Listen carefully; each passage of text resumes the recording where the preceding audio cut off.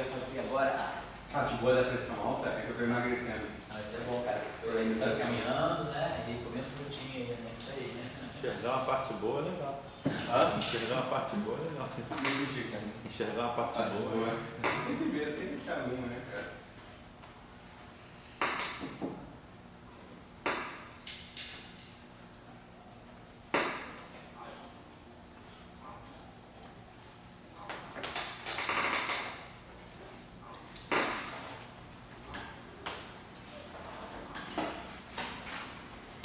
É outra formulação de esqueleto? Não, é aquele de ar, normal. É aquele para não flemiótico. Vamos ver essas duas eletrodinâmicas aqui. Então, por exemplo, a QED escalar, a QED escritorial é a eletrodinâmica de Dirac, né? A gente vai estar tratando de elétron, pósitron e fóton. De geral, né? Ela é eletrodinâmica de Dirac visual. Então, a ação dela é a ação de Maxwell, a parte de propagação no campo de Gauge, e a parte de Maxwell, a parte de acoplamento entre I, gama Mi, aí aqui, psi barrado, I, gama Mi, aqui demi, a derivada por variante, né, psi, e aqui o termo de massa de Dirac, temos N, psi barrado, psi. Então esse aqui é o lagrangiano, aqui é lei de Dirac. Lembrando que essa derivada por variante aqui é demi mais I é ami. Acoplamento mínimo, né? Esse é o acoplamento mínimo, exatamente. As transformações de Gauge, a simetria de Gauge está aqui. A linha Mi igual a Mi mais dmi alfa. Aí era o que a gente tinha visto que a ideia do acoplamento mínimo, né, era justamente nós termos aqui o psi barrado, vamos botar o dmi, então, psilinha, vou acertar aqui depois, psilinha, exponencial, aqui é alfa, psi, então, dmi, já te acerta aqui.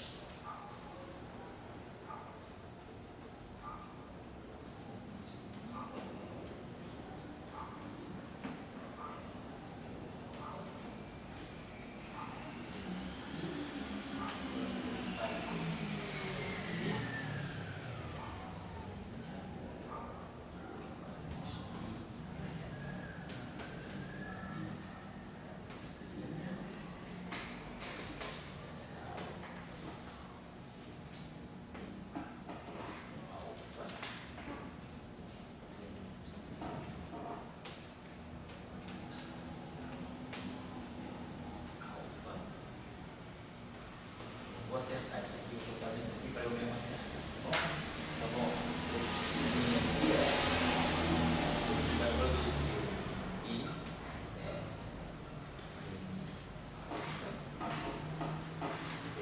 próprio exponencial.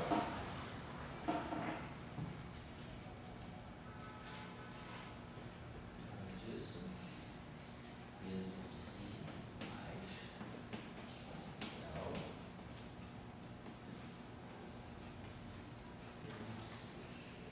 Esse termo aqui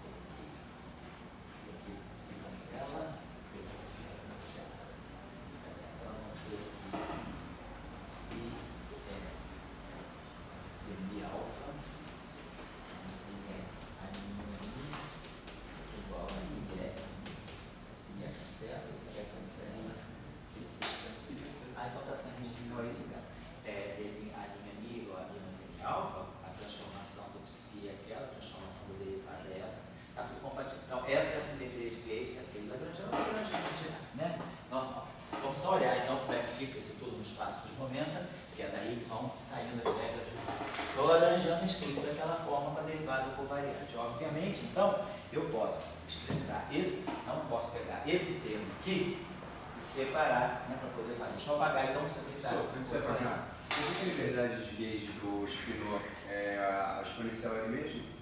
Por quê? Não sei se está lembrado, não sei se você fez esse curso. A ideia é a seguinte: a transformação de gauge, eu sei a transformação de gauge que vem das equações de Maxwell. É essa aqui. Não, como é que eu jogo isso para exponencial? Então, eu jogo isso, como é que eu jogo isso para matéria? Então, o que é o campo de matéria? O campo de matéria é isso aqui, é a ação de Dirac. Esquece a simetria. Isso aqui, dm psi menos n psi barrado psi. Isso aqui é a ação de Dirac. Então, o que eu quero fazer? Eu quero introduzir agora. Então, eu sei essa transformação de gauge aqui, campo de gauge. Não sei nada aqui. Mas agora eu sei o seguinte: o campo de gauge ele interage com a corrente de matéria. Então, a corrente da equação de Dirac é essa aqui, psi barrado, gama mi, psi. Então, ele vai ter um acoplamento mínimo. Isso aqui é um acoplamento corrente-gama. Eletromagnetismo. O campo de matéria é esse campo aqui. Então, ele tem essa corrente aqui. A corrente de Dirac é essa corrente aqui. Nós colocamos aqui a constante de acoplamento para marcar que isso aqui é uma carga elétrica. Esse cara aqui está descrevendo isso aqui. Se eu pegar a teoria de Dirac, isso aqui é psi Dagger, gama zero, componente zero, gama zero, psi. Então, isso aqui é psi Dagger, psi. Então, isso aqui é a densidade de matéria, isso aqui é a carga. Então, isso aqui é a densidade de carga que está interagindo com a zero. Então, é a estrutura: carga, potencial, corrente, potencial vetorial. Então, isso aqui é a interação de gauge essa. Então, agora, como esse campo aqui tem a transformação dele, eu vou querer ver como é que essa transformação ela penetra no psi. Então, o que eu tenho, quer dizer, a partir disso aqui, é isso aqui. Então, a nossa ideia seria, no momento que eu sei essa simetria, eu sei como é que esse campo aqui se transforma, a minha ideia então seria buscar como é que eu vou jogar essa transformação. Então, como é que eu vejo? Então, quando eu jogo a interação de gauge, a interação de gauge ela entra dessa forma. Então, eu posso agrupar esse termo exatamente aqui. Eu posso fazer isso aqui. Isso aqui é psi barrado, i, gama mi, dmi, menos i, a mi. Vou botar aqui menos zero. Porque a carga tem coisa que a carga, se E seja positivo, menos zero. Quando isso aqui então fica mais i aqui. E aqui esse termo aqui. Então, eu introduzo essa interação. E aí eu vejo que essa interação ela pode ser agrupada dessa forma aqui, beleza. Agora, eu sei quem é a transformação do A. Aquilo que eu tenho. Não sei quem é a transformação do psi. Mas eu quero que essa ação seja invariante quando eu fizer a transformação do A. Então, para que essa transformação seja invariante, o que eu tenho que observar aqui? A transformação desse termo, esse termo compensa esse. Então, esse psi barrado está aqui, ó. E esse psi barrado está aqui.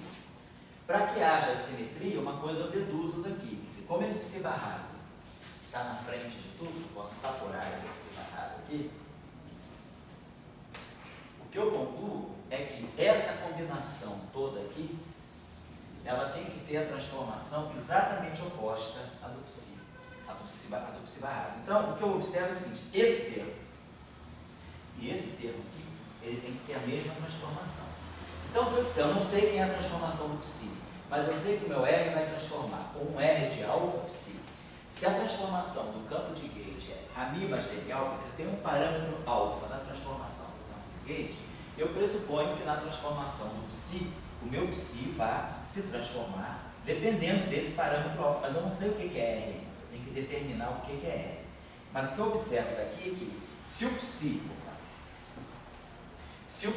se transforma desse modo, como R alfa psi, claro, então, que essa transformação aqui é a transformação a do psi barrado. Então, o psi barrado, ele vai ter que se transformar como psi barrado R Dagger. Então, eu sei que essa transformação, sendo unitária, automaticamente isso aqui fica invariante. Então, o que eu vou querer colocar, agora, o que é importante é que se o psi se transforma dessa maneira, esse dmi psi tem que se transformar da mesma maneira. Por quê? Porque esse termo e esse termo tem que ter uma transformação homogênea para poder matar desse. Então essa é a outra. derivadas, essas coisas. Foi? Não, bota dentro, está dentro do R de alfa tem tudo. Se tiver derivada, está lá dentro. Eu boto um R de alfa. Não, mas eu digo assim, se eu colocar um psilinha, essa mesma expressão só com um psilinha, Isso. vai ficar E psilinha. É, vai Eu ficar não aqui. posso passar para Não, vai cá. ficar tudo assim, ó, psilinho. Se você colocar um psilinho, você tem que colocar psilinho. Então. Isso. Mas eu não posso pegar os R's e juntar. Pode. Como é que pula a derivada? Ele não pula a derivada. Isso que eu estou querendo colocar para você. Espera um pouquinho só para você ver. Então, se eu te digo que o psi se transforma assim, a invariância, então, me diz que não importa quem seja, esse termo tem que ser tal que dmi mais IE, ami, psi, tudo linha, também tem que ser igual a R, dmi mais IE, ami, psi. Ele tem que ter a mesma transformação, ele tem que seguir o mesmo padrão que o R, para poder esse termo, que vai, quando esse cara se transformar, aparecer esse R, que vai aparecer esse R daqui, que vai fatorar e cancelar o R daqui. Então, o que você tem agora é isso que vai te permitir determinar o R, porque você vai determinar o R de tal maneira que essa equação seja verdadeira. Então, para dessa transformação eu determinar essa, a equação determinante é essa aqui, ó, dmi mais IE, a linha mi, psilinha, vai ter que ser esse R de alfa, dmi mais IE, a mi, psi. Então vamos lá, então isso aqui vai ficar dmi, psilinha, mas quem é psilinha? Psilinha é R psi, mais IE, a linha mi. Quem é a linha mi? A linha mi é a mi vezes psilinha, que é R psi, mais IE, dmi alfa, psilinha, que é R psi. Claro, agora estou substituindo tudo que é linha. Eu sei quem é uma linha. Então, sei quem é o psilinha, é R psi. Sei quem é uma linha, é a mi mais dmi alfa. Então, aqui fica IE, a mi, IE, dmi alfa, tudo vezes psilinha, R psi, R psi. Do lado direito eu vou ter R, dmi psi, mais IE, a mi, R psi. Então, tem essa equação aqui. Vamos ver o que sai e o que fica. Essa equação aqui, ela tem dois termos, porque justamente eu não sei como é que é. R em princípio, quer dizer, se R depende de alfa e alfa depende de x, então esse termo aqui dá duas contribuições, dá dmi R psi mais R dmi psi. Então ele vai dar aqui, vão sair dois termos. Dmi R psi, psilinha, né, na verdade, aqui, né, que é psi, mais R dmi psi. Então tem tudo aqui. Então, esse termo aqui, dmi R psi, ele. Esse termo aqui cancela. Esse termo aqui está lá, dmi psi. Esse termo aqui, ó, cancela com esse aqui. Esse aqui, ó, IE, a mi, R psi, cancela com esse aqui, IE, R psi. Então, aí essa equação aqui, ela depende de psi, psi, psi. Então, ela fatora o psi. Então, eu posso fatorar esse psi. Então, essa equação, no fundo, ela me dá isso aqui, ó. E o psi não é zero. Então, olha lá. dmi R mais R, isso aqui cancelou, né? dmi R mais IE, Dmi alfa. dmi alfa, R psi. R igual a zero, o psi cancelou. Então, essa equação aqui eu tiro o seguinte, que dmi R sobre R é igual a menos IE dmi alfa. Então, isso aqui é a derivada do logaritmo, né? A derivada do log de R igual a menos IE dmi alfa. Não é isso? Então, log de R, então o R fica exponencial menos IE. Então, a gente tira, então, a gente está sabendo isso não menos, né? Então, provavelmente é isso aqui, perdão. Medida de gauge é essa. Então, quando eu imponho que a transformação de gauge do AMI é AMI mais dmi alfa, a transformação de gauge da matéria, a gente prova que é uma fase, não parte disso. Legal? Quem foi que escreveu? Foi Dira que escreveu no rodapé que o E da base natural? Foi Dira que escreveu. Cuidado desse E de baixo não é igual ao E de cima. Isso mesmo, né? Só esse cuidadinho para o cara. Pensava que a gente é muito imbecil, né? Eu devia pensar nisso. Esse cara pode me confundir essas duas coisas. Então tá legal, só para lembrar que a simetria é. Beleza, vamos agora abrir esse lagrangiano, só para poder. Então, daqui, então o lagrangiano é esse, a derivada covariante é essa, então eu vou simplesmente colocar esse primeiro termo aqui, que é isso aqui, me dá um lagrangiano de Dirac, fica aqui, gama mi dmi, fica I, gama mi, dmi, menos m psi. E vou separar o tempo de interação. Vai ficar menos psi barrado, gama mi, psi, ami. Então, falando, então o lagrangiano daquele que nós vamos estudar aí, né, justamente o termo de Maxwell, o termo de Dirac e o termo de interação, o termo que acopla a corrente com o campo de rede.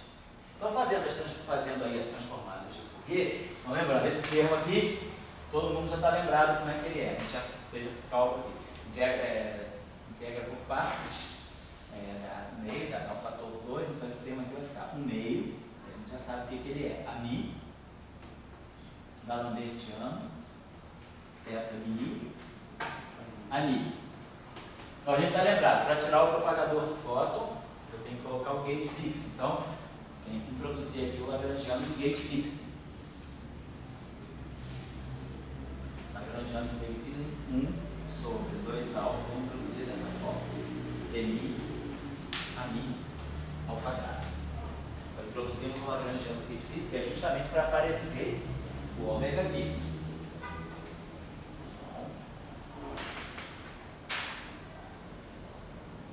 Então vai ficar, essa ação ficou assim. Fica ami, então fica 1 meio, ami.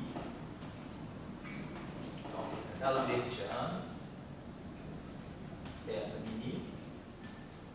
E aquele termo ali que é 1 sobre 2 alfa. Dmi, ani. Dmi, ani. Nós integramos por partes também. Produz um sinal menos aqui. Então ele vai produzir, já fatorei o 1 meio, então vai ficar aqui menos 1 sobre alfa. D'Alembertiano, ômega, mini. É a parte do gate fixo. Ani. Então, se a gente agora vai para o espaço dos momentos, a gente já sabe como é que esse termo fica. Vem o exponencial de menos IK1x do A, a exponencial do menos IK2x do outro A. As exponenciais se juntam, integram x, produz o delta de K1 mais K2. Então, e esses K's aqui, então isso aqui vai ficar 1 meio, então isso aqui vai ficar no final tudo aqui, D4K sobre 2π4, 1 meio. Aí aqui fica A, Mi, de K1, Mi de K, Mi de K, Mi de K. Então faz Mi de menos K. Esse cara aqui fica.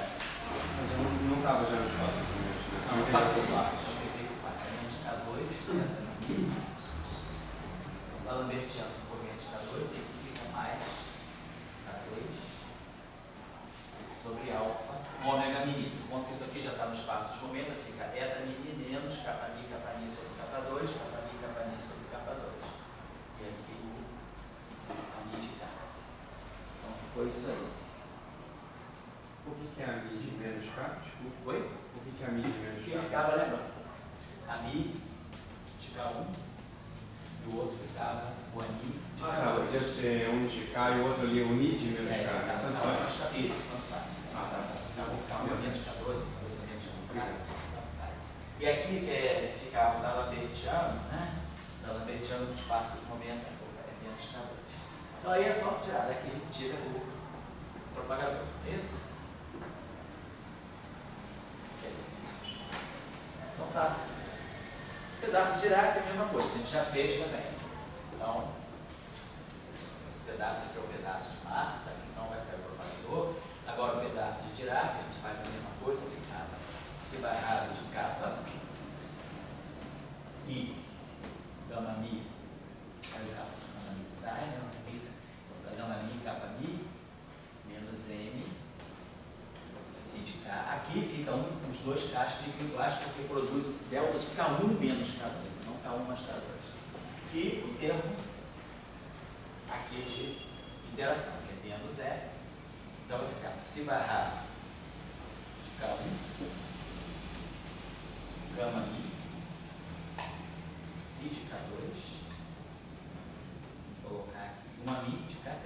Esse aqui tem, vamos manter as três integradas, vou colocar aqui o delta de observação, porque esse cara aqui, né, ele na verdade, vamos esquecer, esse termo que fica aqui, e esse termo aqui, ele tem delta, então o K1, como ele recebeu o complexo conjugado, ele aparece no sinal mais. Pelas transformadas de Fourier, o K2 vem com menos e o K3 vem com menos. E aí aqui é claro, eu tenho menos zero. Então a gente vai ter integral em K1, K2 e K3. Os três K.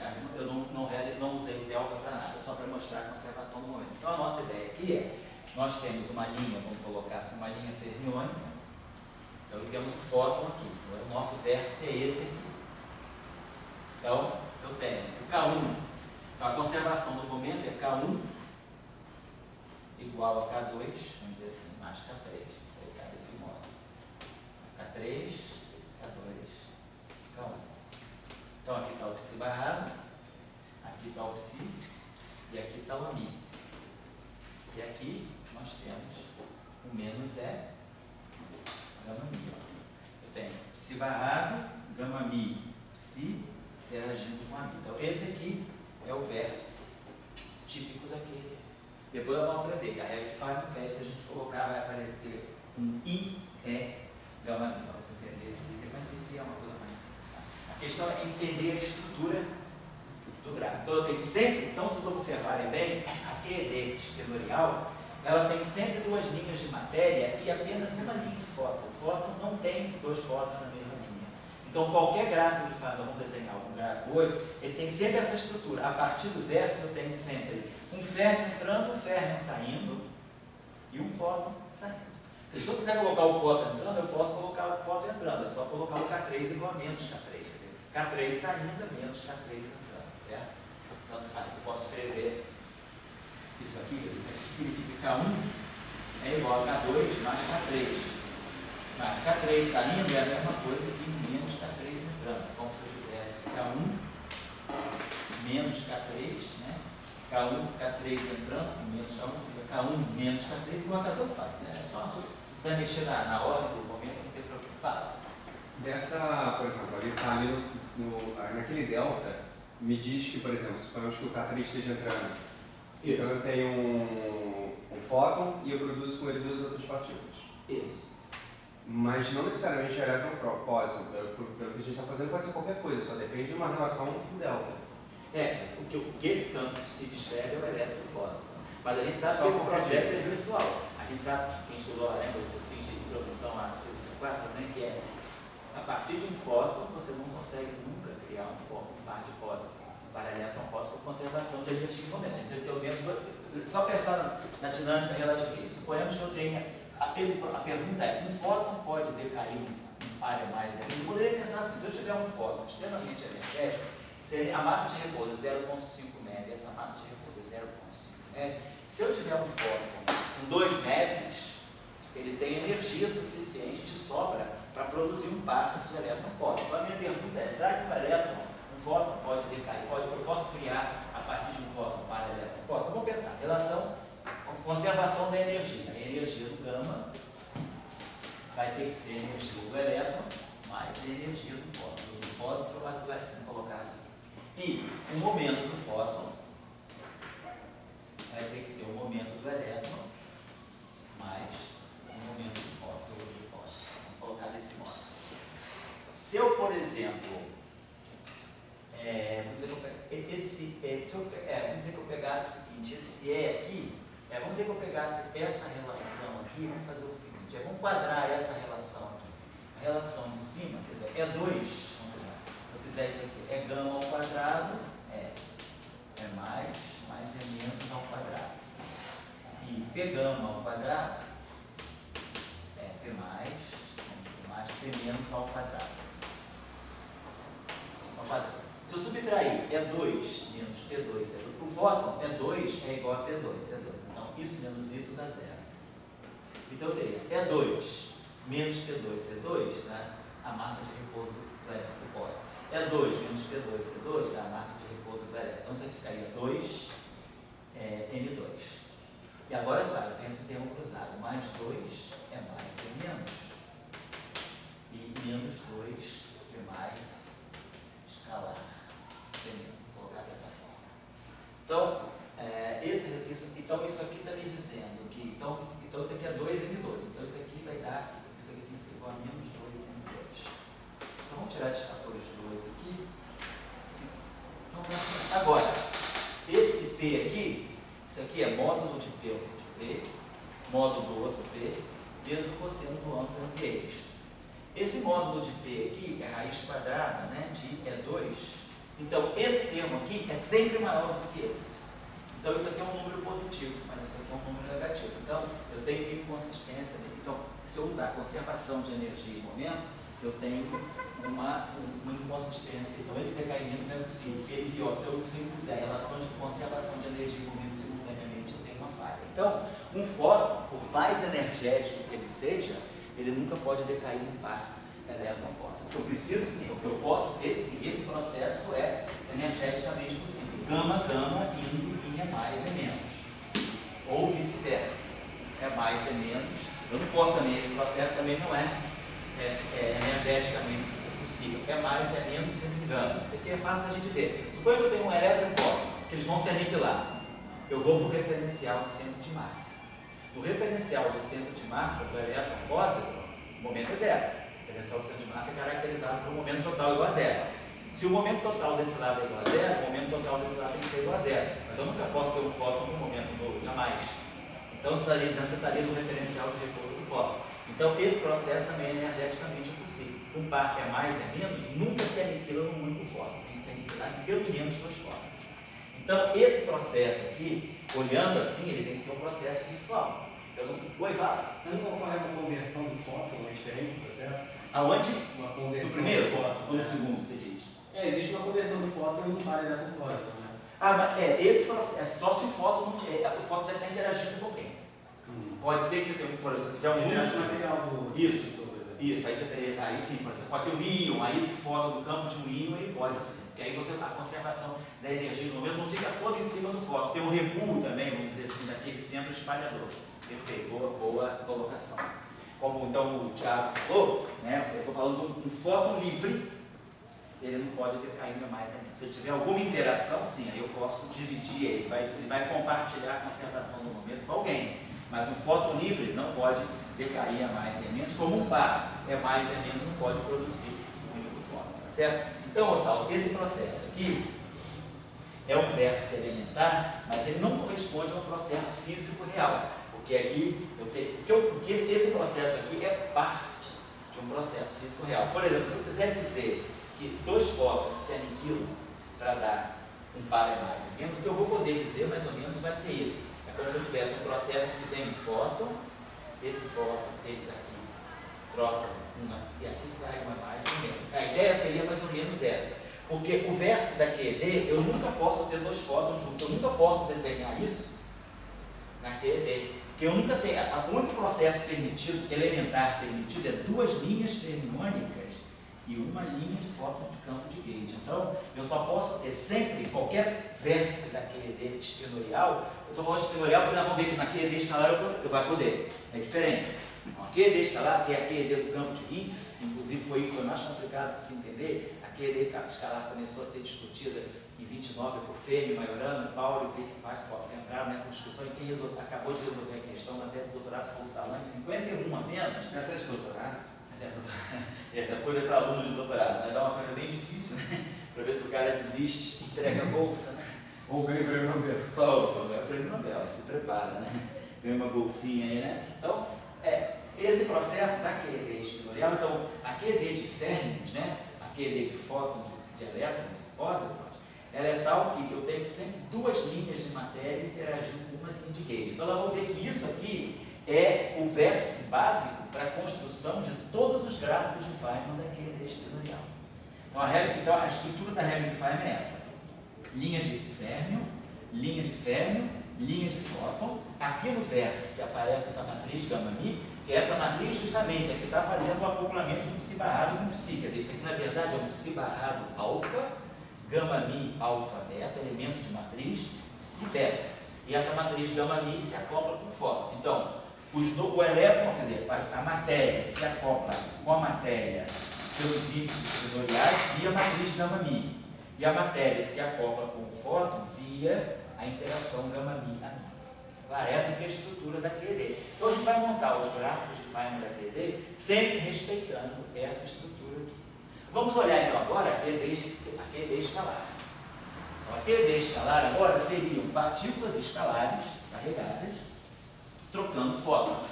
Por exemplo, eu poderia ter P mais, P menos, né? Claro que P mais e P menos não são partículas elementares, são formadas de quartos, mas na época, na década, quando se descobriram os P mais, na década de 50, a ideia que Salange, também na tese de doutorado dele, estuda um pouco isso, a interação eletromagnética entre P mais, P menos e fótons, né? Que era a contrapartida do spinor. Tem elétrons e pósitrons interagindo com fóton na QED de Dirac. E P mais, P menos interagindo com fóton na QED escalar. Bom, porque nós não conhecemos nenhuma partícula elementar que seja escalar. Todas as partículas elementares que nós consideramos elementares hoje são os leptons, que são todos térmicos, né? Elétron, neutrino, muon, neutrino, tal, neutrino, tudo lepton. Quarto, U com D, C com S, D com B, tudo térmico. Então, partícula escalar de massa nula e elementar não. Partícula de massa nula, nós conhecemos o fóton, spin 1. Conhecemos o neutrino em boa aproximação, spin meio. Não conhecemos nenhuma partícula escalar de massa zero, como também não conhecemos nenhuma partícula escalar elementar. Então, essa que é a questão. O Higgs seria a primeira partícula escalar elementar. Segundo o modelo padrão, né, o que está faltando para o modelo padrão descobrir, como eu falei na aula passada, no início dessa aula de hoje, era o Higgs. Dentro do modelo padrão convencional, né, sem física, além do modelo padrão, é o Higgs elementar. Então, o Higgs seria uma partícula neutra, escalar e fundamental, elementar, sem constituição. Se a gente achar esse Higgs nessa janela dos 123 GeV, deve ser isso. Agora, se eu não conseguir encontrar no limite, na janelinha que o CMS e o Atlas colocaram, a gente vai ter que procurar um Higgs acima de 600 GeV.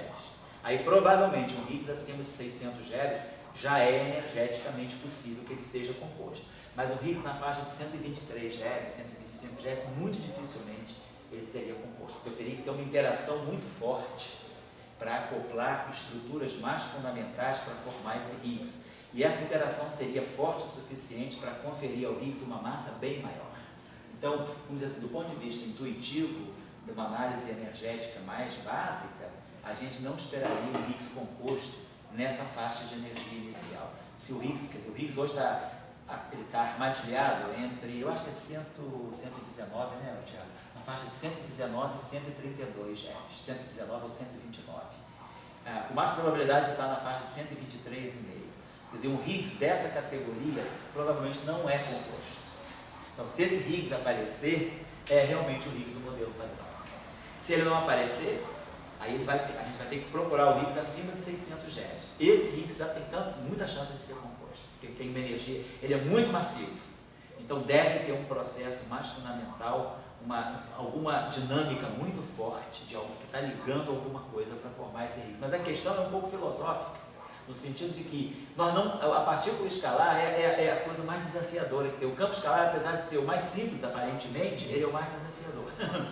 Porque ele não tem estrutura, a gente não tem muito aonde buscar as coisas. Então, ele é um campo neutro, sem spin, deixa tudo muito ambíguo, né? A gente não conhece realmente nenhuma partícula elementar que seja escalar, como também não conhecemos nenhuma partícula escalar de massa nula. Então, isso coloca o Higgs numa posição de um escalar provavelmente é composto. E se a gente lembrar dos cânones, né, do grupo de Lorentz, da cinemática relativista, o grupo de Lorentz nos ensina que a representação mais fundamental de um espaço-tempo é a representação espinorial. A partir do espinor, a gente constrói todas as estruturas. A partir de dois espinores eu construo o escalar, construo o vetor, construo o tensor. Então, realmente parece que num espaço, né, se a gente acredita no espaço-tempo, vamos dizer, a gente acredita que a gente existe, ou a gente acredita que a gente viva num espaço, Tudo indica, o conhecimento da estrutura causal do espaço-tempo nos coloca diante de férmions como sendo as estruturas mais elementares. E aí, a pergunta é, se o escalar de Higgs não é elementar, aí a pergunta, e o fóton seria elementar? O fóton tem massa zero. Então, uma coisa que tem a massa zero, tem toda, vamos dizer assim, o cacife, né, para ser elementar. Mas o problema é que não conhecemos nenhuma partícula elementar de massa zero. Então, isso coloca o escalar numa posição um pouquinho diferente das demais partículas. Então, o que é a QED escalar? A QED escalar, nós supomos então que nós temos um campo de matéria de natureza escalar carregado que vai interagir com fótons. Então, nós vamos fazer a mesma lição que nós fizemos do eletromagnetismo. O fóton tem a sua simetria de gauge, que vem das equações de Maxwell, e o fato dele interagir com a matéria vai me dizer que a matéria ela percebe a simetria de gauge sob a forma de uma fase.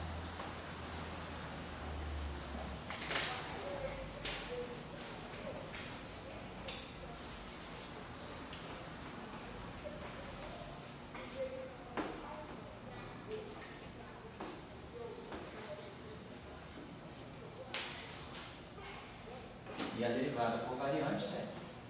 Então a gente replica a lição da QED simplesmente trocando psi por φ. Do ponto de vista da simetria de gauge, tudo fica igual. Então agora é só escrever o que nós já sabemos para campos escalares. Então nós estamos construindo agora a QED escalar, que é fundamental, né, na teoria eletrofrágil. A QED escalar do Higgs, né, ele está ligado, sai do vértice desse tipo. Depois o Higgs acaba sendo neutro. Na teoria eletrofrágil, o campo é complexo, mas uma parte dele, como nós vimos na nossa discussão no gauge unitário, a gente vê que uma parte do Higgs se cancela. Então o Higgs físico é o Higgs neutro, mas a gente começa com uma coisa desse tipo. Então o lagrangiano, vamos dizer assim, a ação da QED escalar,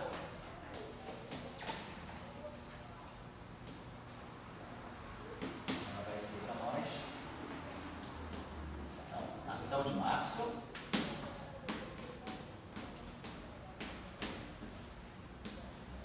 o termo cinético de Klein-Bordel, agora para a derivada covariante, dmi e está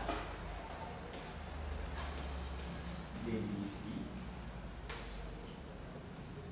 menos termo de massa.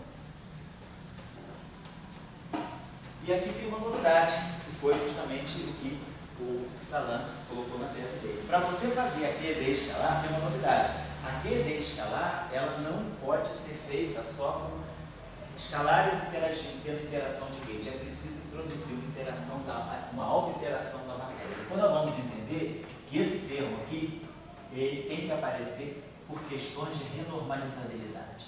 Ele é invariante de gauge, claro, a fase daqui cancela a fase daqui, mas esse termo aqui, que é um termo de autoacoplamento da matéria,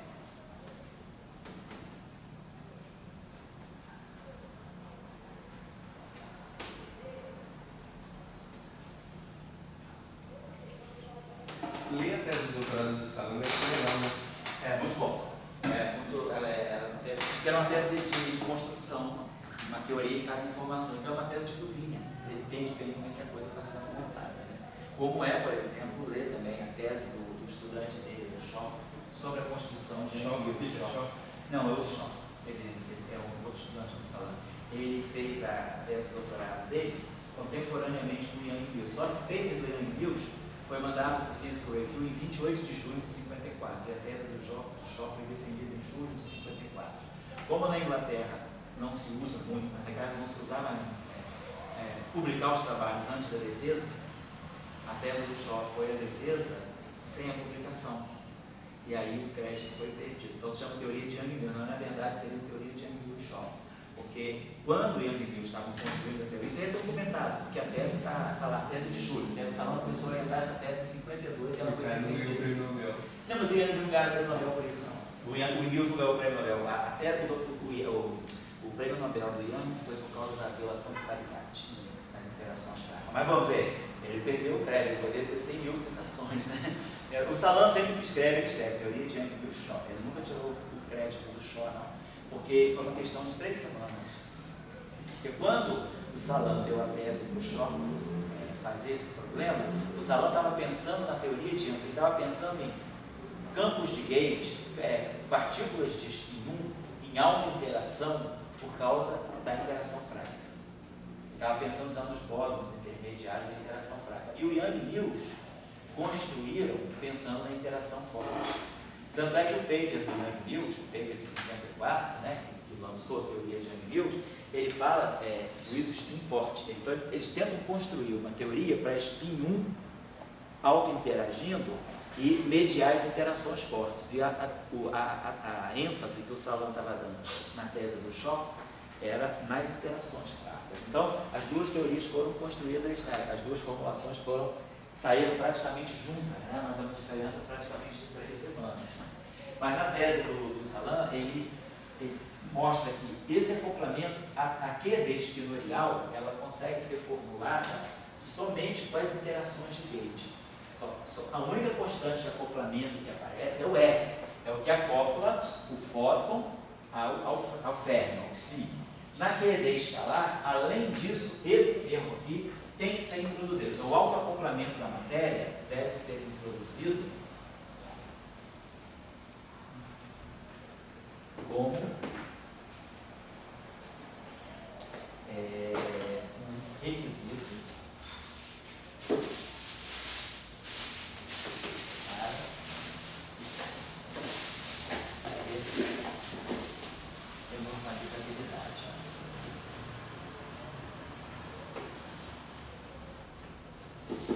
sem esse termo, a QED escalar não seria renormalizável. Então, vamos entender isso na próxima aula. Então, vamos fazer a contagem de potência e vamos entender que, sem esse termo, essa teoria não seria renormalizável, esse modelo não seria renormalizável. Sabe que ele ganhou o prêmio Nobel por isso, né? Não, o prêmio Nobel foi a teoria da física.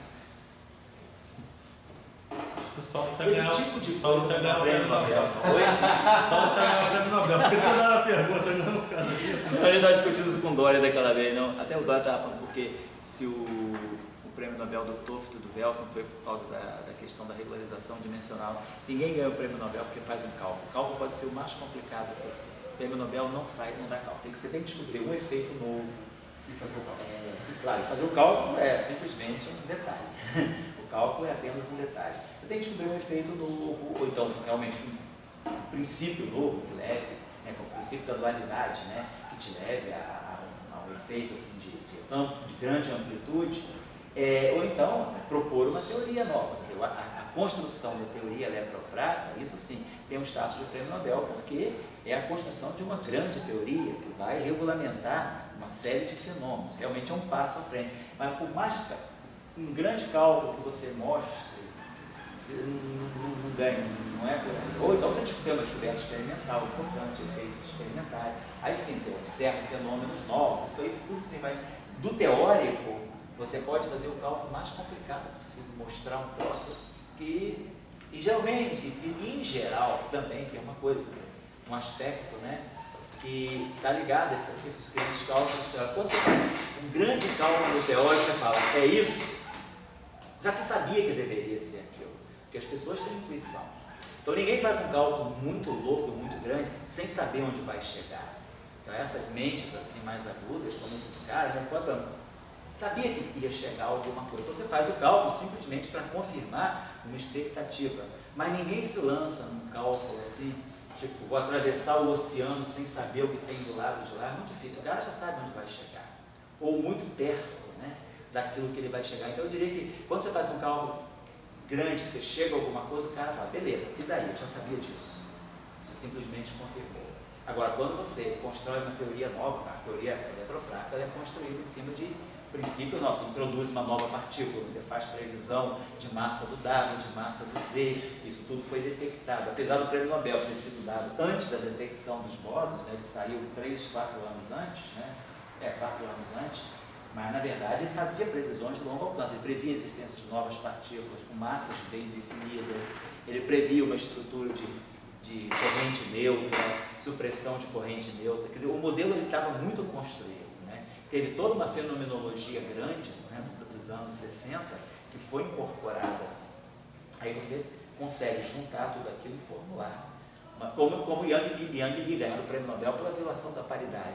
Como é que eles descobriram isso? Eles simplesmente fizeram uma espécie de uma enciclopédia, vamos dizer assim, uma farmacopeia de tudo que existia sobre interação fraca. Eles catalogaram tudo que tinha sobre interação fraca e concluíram, bom, com todos esses dados, é claro que a paridade é violada. Ninguém tinha visto. E muita gente não tinha visto porque não podia conceber violação de paridade numa interação fundamental. Quem que podia imaginar? Se o eletromagnetismo conserva, se a interação forte conserva, se a gravitação conserva, ninguém podia imaginar, e Pauli jamais aceitava que a interação fraca pudesse violar a paridade. Então eles tinham os dados na mão e falavam, esse é um resultado novo, né? Um resultado assim, muito, muito forte, de impacto, né? Que uma interação viola a paridade. Então isso sim, isso eu acho que é motivo de um prêmio Nobel, porque você está quebrando um paradigma realmente forte e cacifado, né? Baseado em experiência. Tá? Bom, então vamos abrir um pouco a estrutura, porque aqui temos umas novidades interessantes na questão das interações. Então o termo de Marx eu não preciso fazer, todo mundo já fez, já sabe o que dá, bota o gate fixing que eu coloquei. Alguém sabe que a interação de gate, a simetria de gate pad, que aqui eu introduzo o gate fixing, o nosso famoso 1 sobre 2 alfa, ΔI ao quadrado. Beleza. Agora, vamos abrir o setor de escalares. Esse aqui é o termo de massa, esse aqui é um termo de interação, nós já trabalhamos esse termo também. Vamos só pensar nesse termo. Então ele é dmi phi star menos I é a mi phi. E depois ele tem dmi phi mais I é a mi phi. Então esse é o termo crucial da eletrodinâmica escalar. Então, o primeiro termo, ó, dmi phi star com dmi phi é um termo cinético que se junta com o termo de massa. E nós fizemos isso ainda agora, quando estudamos o acoplamento de Yukawa. A gente pegou um escalar carregado, em termos de massa, ficava phi star, K2 menos M2. Não tem problema. Então, temos Tem dois fios ali, não? Oi? Tem. Dois fios. É errado. E o parênteses fecha depois ali. O parênteses fecha depois aqui, isso aqui. Então todo mundo viu isso aqui, né? Vou apagar aqui para não sobrecarregar. Vou apagar isso aqui também, todo mundo já viu? Para a gente aproveitar mais esse quadro. Então nós estamos estudando agora o setor de interações, as interações de gate do escalar. Ele tem uma interação que não é de gate, que é uma interação autoacoplamento Φ4. E aqui nós temos as interações de dmi phi star, dmi phi. Agora esse termo aqui interfere com isso. Nós vamos produzir um termo que vai ser dmi phi star. Então olha, dois escalares, um com derivada e um sem derivada. E aqui o termo I é a mi. Então é esse termo aqui. Agora esse termo aqui, é um conjugado complexo desse. Então tem menos, vou botar esse IF na frente. Menos IF. Aí agora é o dmi phi que fica sem a derivada. E o phi está aqui. E tenho esse aqui. E depois eu tenho o último vértice, que é mais a constante, a carga elétrica aparece ao quadrado, mais E2, a mi. Esse vértice aqui que a QD estritorial não tem. A QD estritorial ela tem férmio e fóton. Aqui eu tenho férmio, duas linhas de fóton. Então esse termo aqui, vamos trabalhar aí um pouquinho. Então eu tenho um termo aqui. Vamos trabalhar aqui esse carinha aqui, esses carinhos. Então, esse cara aqui já está trabalhado. No espaço dos 90, é claro, é fácil ver quem é ele. Eu tenho duas linhas, então, aqui. No mesmo ponto, eu tenho dois fótons em interação. Eu tenho, esse vértice é o vértice que se chama vértice da gaivota. Como vocês ouviram falar, geralmente os fenômenos falam Seagull, os vértices tipo gaivota. Que tem as duas asinhas assim. Então é o vértice que tem dois escalares interagindo com dois fótons. Então esse vértice aqui está claro. Eu tenho o E2 aqui, a constante de acoplamento aqui aparece ao quadrado. E aqui eu tenho uma linha de fóton, um ami. É como se eu colocasse aqui um ani. E aqui no verso eu coloco meta mini para fazer o produto escalar de amigo com ani. Aqui eu coloco o fim estar. E aqui eu tenho fim. Se vocês fizerem de momento, então a gente vai ver que justamente K1 é igual a K2 mais K3 mais K4. É como se eu tivesse aqui o K1, aqui o K2, aqui o K3 e aqui o K4. Pela estrutura de transformadas de Fourier, fica K1 igual a K2 mais K3 mais K4. Então esse vértice é um vértice simples. Ele é um vértice. Então na hora que eu vou desenhar gráficos de Feynman, eu vou poder me valer desse gráfico fundamental, que é duas linhas de matéria e duas linhas de forma. E a constante de acoplamento dele é o E2. E2 é 1 sobre 137. Estou fazendo para H cortado igual a 100 igual a 1.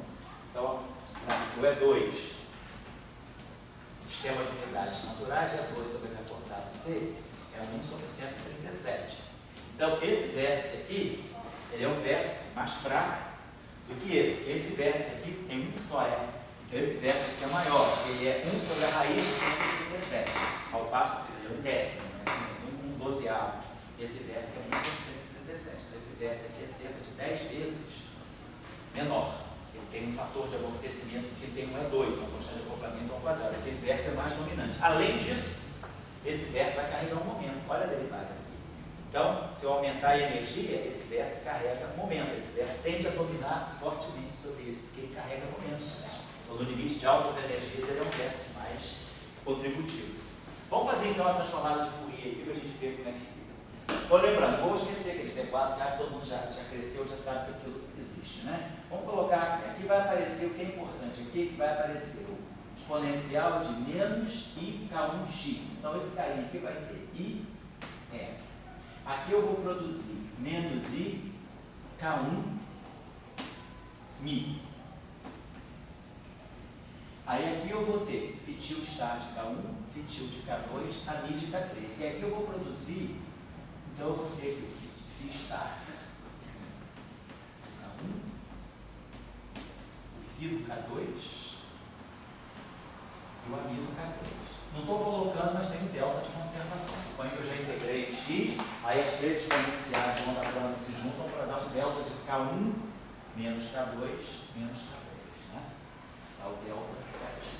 Então, esse aqui, desculpa, aqui produz um i, né? Porque esse φ star, ele é exponencial de menos IK1x. Quando eu tirar o star, fica mais. Então, a derivada vai pegar mais IK1.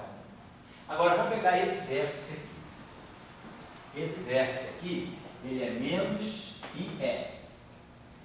Então, tá certo. Então, vou fazer o seguinte, vamos colocar, só trocar a ordem aqui, que essas coisas comutam. Vamos botar aqui o φ star, sem a derivada, vamos manter a ordem do φ star, esse aqui é o deriv.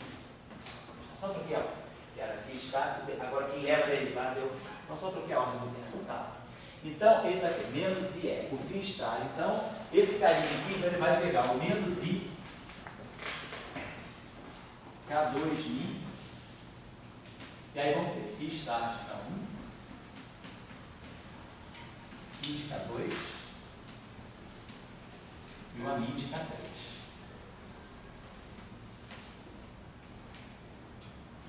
E aí, claro, com a conservação do momento. Então, se a gente olhar para esse vértice aqui, a gente está vendo o seguinte.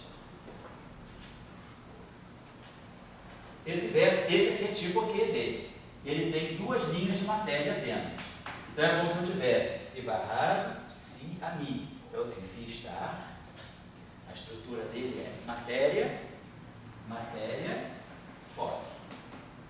Então esse vértice, ele tem a mesma topologia, que é QD, duas linhas de matéria e uma linha de vetor. Esse vértice aqui é que é a propriedade exclusiva da QD escalar. Então, uma teoria de escalares, eles têm um vértice novo com a matéria que os férmions não têm. Então, vocês começam a observar, no campo de Gates, vocês começam a observar também que o escalar, ele tem alguma coisa a mais. Ele, quando percebe a radiação, ele interage, ele tem duas formas de interagir com a radiação. Aquela forma elementar, que é típica dos férmions, e uma forma nova. Então, isso mostra que, provavelmente, o escalar é muito difícil a gente realmente engolir um escalar fundamental. É preciso Higgs aparecer nos 123 Hz para a gente mudar um pouco o pensamento da gente, porque a gente já está meio assim, induzido um pouco a pensar que o escalar tem pouca chance de ser elementar. Ele tem muitas propriedades que tiram ele da rota da elementaridade, né? Vamos ver se realmente a gente está em tempos, né, de descoberta para saber isso. Então tá lá. Vamos trabalhar um pouquinho mais esse verbo, vocês verem como é que as coisas podem. Então, esse carinha aqui é como se eu tivesse K1, esse verso aqui, esse primeiro aqui, ele vai me dar K1 igual a K2 mais K3, porque esse K1 aqui é menos e K1 fica mais, então, fica K1, aqui no K2, e aqui o fóton K3, vou colocar assim. Agora, esse vértice aqui, ele vai produzir, ó, I com I na menos 1, então vai ficar menos E K1.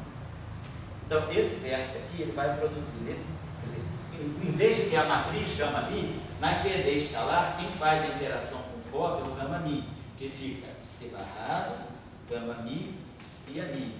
Então, quem liga, o gama mi acopla a matéria com a matéria, mas o gama mi é que acopla a matéria com o férmio. Aqui, o escalar não tem índice. Então, quem acopla ele diretamente com a radiação, com o fóton, é a derivada, é o kappa mi. Então, esse carinha aqui vai aparecer menos K1 mi. É isso que vai estar fazendo. Então, o escalar, ele interage com o fóton através da sua derivada, do seu momento. É o seu momento que se acopla com o fóton.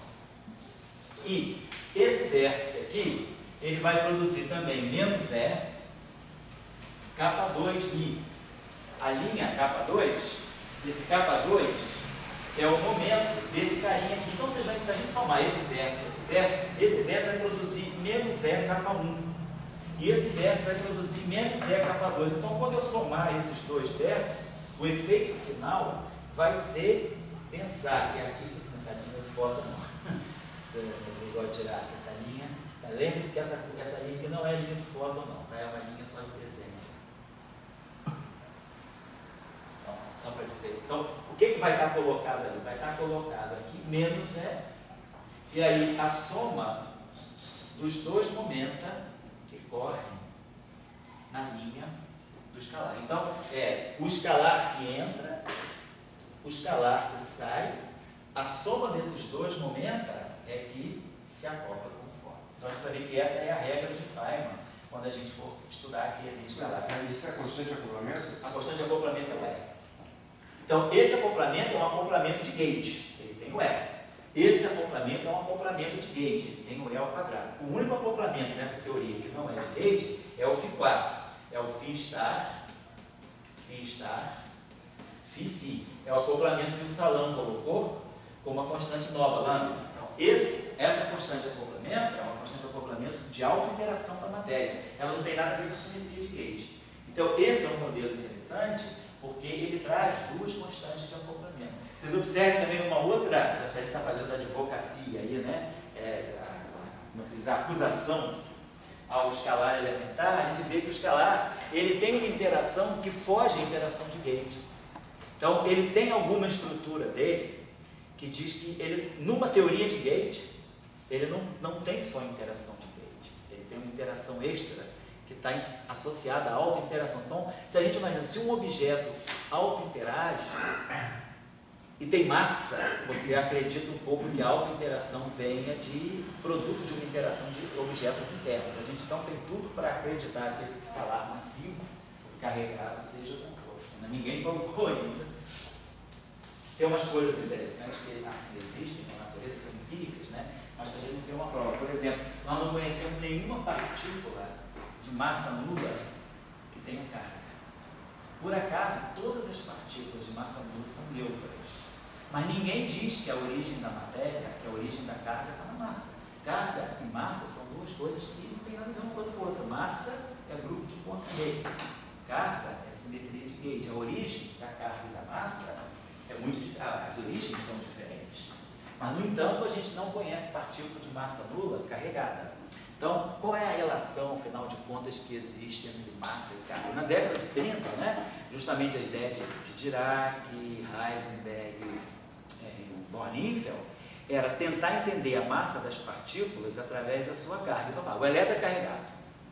Então, o elétron, se ele é carregado, vamos imaginar o elétron como uma pequena esfera de raio R, uniformemente carregado. Então, o eletrostático, vamos fazer o cálculo com potencial, a autointeração de um objeto com carga E e raio R é 2 sobre 4π ε0R. Então, isso aqui seria a autoenergia de um elétron. Se eu tivesse um elétron, que é um modelinho dele, uma esfera de raio R, vamos chamar de raio R, uma esfera de raio R, o raio do elétron, essa distribuição uniforme de carga, ela gera um potencial, que é E sobre 4π ε0R, e a interação, que é carga vezes, né? Então, a autointeração é isso aqui.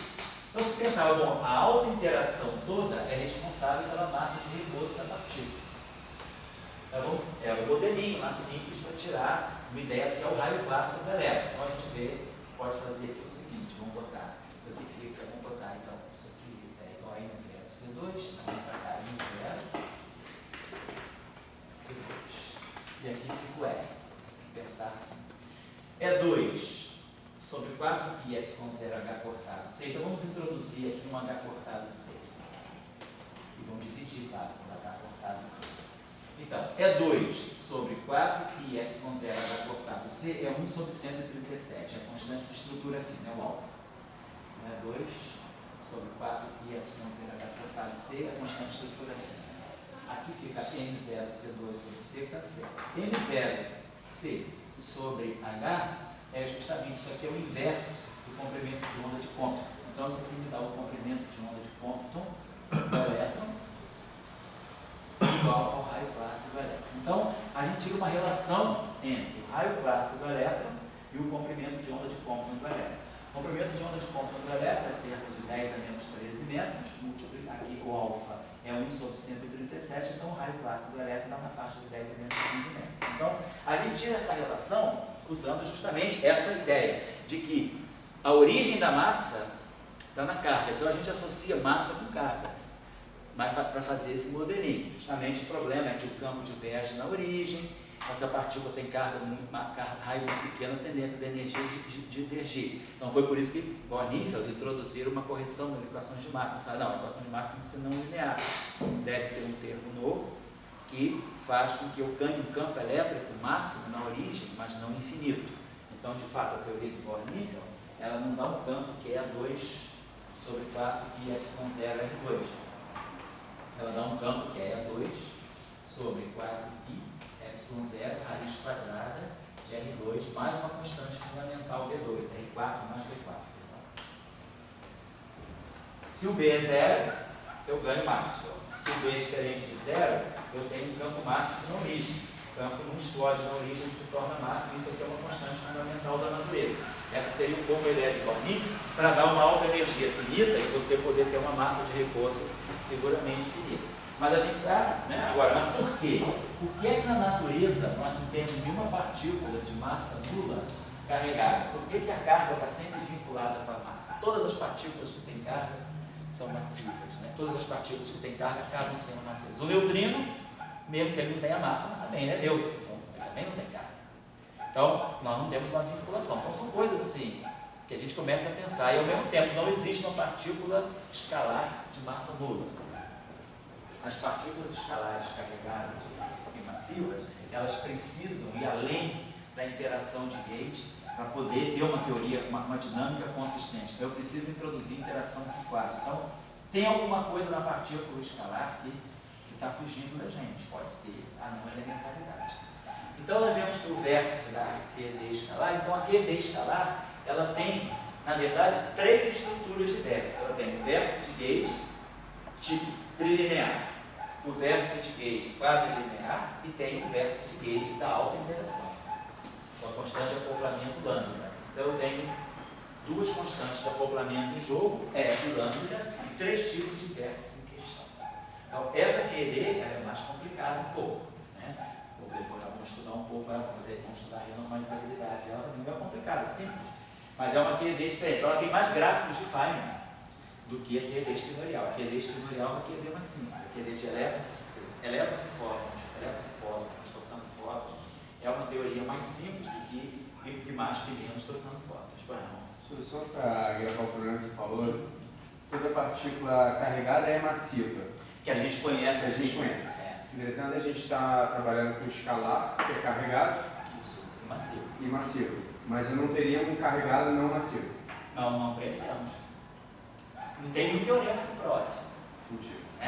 Qual é a origem da carga? A carga está sempre associada. Segundo Kaluza-Klein, não. Nas teorias de Kaluza-Klein, você consegue entender a origem da carga pela quinta dimensão. Então, nas teorias de Kaluza-Klein, o que você tira é uma relação entre a carga elétrica, a constante gravitacional e a escala de comprimento típica da quinta dimensão. Então, se há uma quinta dimensão, nós amarramos uma relação entre a carga elétrica, que é a constante de acoplamento eletromagnético, e a constante de Newton, que é a constante gravitacional. Então, nós temos uma unificação. A ideia de Kaluza-Klein de unificar gravitação com eletromagnetismo, a gente relaciona essas grandezas aqui. Eu tenho uma relação entre essas duas constantes fundamentais da natureza e aparece uma terceira constante fundamental da natureza, que é a dimensão típica da quinta dimensão. Então, fazendo esse cálculo aqui, conhecendo a carga do elétron, que é 1,6 vezes 10 a menos 19 coulombs, conhecendo o GM, que é 6,67 vezes 10 a menos 11, né, Newton metro quadrado por quilograma ao quadrado, a gente ganha que esse L5 é na faixa de 10 a menos 33 centímetros, que é a escala de Planck. Então, a gente começa a ver que possivelmente a carga elétrica ela não está originada na massa. Ela pode estar originada na própria geometria de um espaço-tempo de dimensão superior, mas é um pensamento. Então não é solidificado no Kaluza-Klein. Não vai. Então pode ser que agora o LHC tem lá para os LBT, tem um projeto de medir a quinta dimensão. Aí é que a gente vai começar a ter certeza de que pode haver uma quinta dimensão. A teoria de cordas diz que tem 10. Quer dizer, a gente está trabalhando, mas a gente está acostumado a fazer isso, né? A gente trabalhou com física de neutrinos, sem neutrinos, durante 26 anos. A gente trabalhou com a terceira geração por quase 20 anos sem ter a terceira geração. E a gente está trabalhando com Higgs há 40 anos sem ter Higgs. Então, vamos aguentar um pouquinho mais, que a gente está trabalhando com 10 dimensões somente há 25 anos. Kaluza-Klein já morreu? Oh, sim. O paper de Kaluza é de 19, o paper de Klein é de 25. Então, eles trabalharam nessa parte. Depois o Klein apresentou aquele trabalho importante na conferência de 38 de Varsóvia, mas o Oscar Klein durou muito, até o genro dele veio ao Brasil, o professor Dessler, ele casou-se com a filha do Klein. Ele esteve aqui, a gente convidou ele, gente boa, ele está super gravidade, né? Ele deu umas aulas para a gente lá em Trieste, a gente trouxe ao Brasil em 2003, ele esteve aqui no CPPE, e ele contou umas histórias bastante interessantes do Klein, que o Klein era sueco, né? Contou umas histórias interessantes dessa discussão para poder colocar na praça, né? A ideia da quinta dimensão. Em 38, quando ele apresenta esse trabalho, que é uma teoria unificada de todas as forças, de todas as partículas, em 38 a gente conhecia o elétron, o próton, depois apareceu o pósitron, o nêutron, apareceu o neutrino se colocou, mas não se tinha, os íons foram colocados, mas não se tinha, e o neutrino do Boole foi colocado, não se colocou. Se colocaram as 8 partículas mais o fóton. E aí o Klein apresentou um trabalho que mostrava que todas essas partículas podiam ter as interações unificadas em 5 dimensões. Ele então consolidou a ideia da quinta dimensão nesse trabalho dele de 38, nessa plenária que ele deu nessa conferência de Varsóvia. E a coisa ficou por aí. Eu não sei se ele morreu na década de 60, depois eu vou dar uma olhadinha. Mas deve ter sido, ele já era velho, vamos dizer assim, na década de 20, 30, ele já era uma pessoa de pensamento feito, né? Eu acho que ele era mais velho do que Einstein, inclusive. Tá bom? Então, a gente fixou essa discussão aí daquele. Então, lembrar que quando a gente for calcular algum processo naquele escalar, a polarização do vácuo naquele escalar, ela tem uma estrutura um pouquinho mais rica. Então, é lembrar que, o Dória sempre fala de auto-interação do fóton, né? Aqui, esse vértice não é um vértice típico de auto-interação, porque eu não tenho só fóton interagindo exclusivamente. A interação do fóton aqui, ela está ligada intimamente à matéria carregada. Então, eu tenho Φ e 2 fótons. Então, eu tenho 2 fótons interagindo com a matéria carregada, que não é a mesma coisa que eu ter 4 fótons interagindo, que é o que eu vou ter agora em 1 minuto. Vou apresentar para vocês agora, só em 10 minutos a gente acaba, 8, 5 a gente acaba. Então, a gente apresentou a QED espinorial, a QED escalar. A QED escalar é muito importante, porque é aqui que está o Higgs.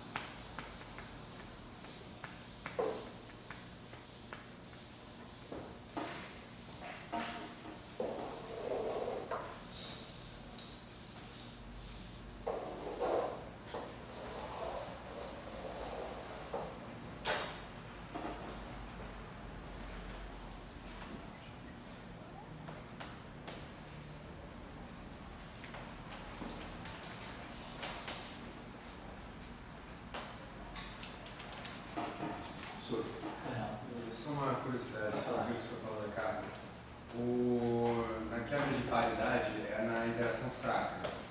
Isso. Isso tem a ver com o caráter das partículas, ser espiralial ou... Tem.